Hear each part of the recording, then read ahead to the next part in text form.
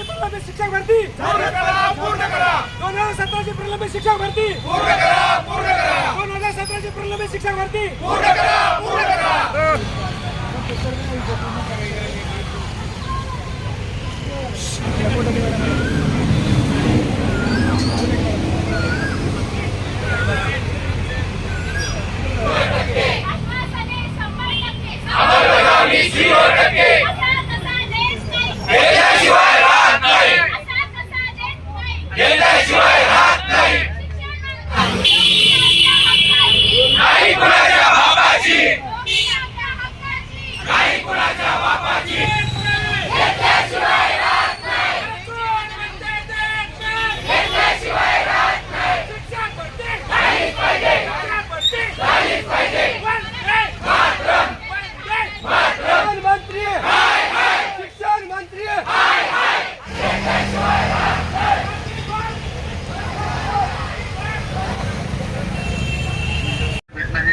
नोकरी भेटणं हे जितकं गरजेचं आहे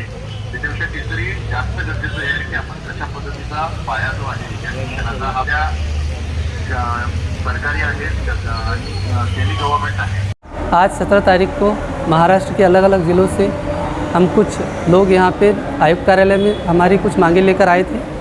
जिसमें सबसे पहली मांग थी 2017 में जो नाइंसाफ़ी बच्चों के साथ हुई थी उर्दू मीडियम के ताल्लुक़ से। तो उसमें सबसे पहला पॉइंट ये था कि जो मीडियम के ताल्लुक़ से 10वीं का मीडियम कंसिडर करना चाहिए था वो पिछली बार उन्होंने कंसिडर नहीं किया, जिसकी वजह से बहुत सारे बच्चों का नुकसान हुआ। इसलिए हमने ये मांग रखी है कि इस बार सिर्फ़ और सिर्फ उर्दू का मीडियम कंसिडर किया जाए। साथ ही साथ हमने एक और ये मांग रखी कि जो फॉर्म भरते हुए बच्चों की गलतियाँ हुई थी, जिसमें उन्होंने नॉर्म्स में यस या नो किया था और दूसरी जो गलतियाँ थी तो उसका एडिट का हमें मौका दिया जाए। पर इस पर शिंदे सर ने कहा कि सिर्फ़ और सिर्फ जो सीटेट के बच्चे हैं उन्हीं को एडिट करने का मौका मिल सकता है, बाकी का वो बता नहीं सकते। जो एडवर्टाइजमेंट के अंदर कास्ट को लेकर कन्फ्यूजन था पिछली बार, तो इस बार हम चाहते हैं कि वो कन्फ्यूजन ना हो और हर जो वैकेंसी है उसकी क्लियर जो कास्ट है वो डिक्लेयर किए जाए। साथ ही साथ हमारी ये भी डिमांड है कि 6 से 8 के लिए जो शिक्षक है उनको पदवीधर वेतन श्रेणी दी जाए।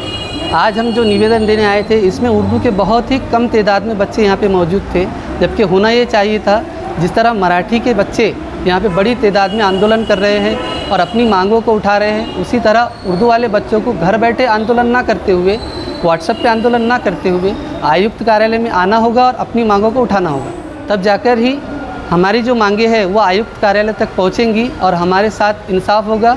वरना पिछली बार जिस तरह से उर्दू मीडियम के साथ में नाइंसाफ़ी हुई, इस बार भी वही हाल होगा और हम लोग नौकरी से महरूम रह जाएंगे।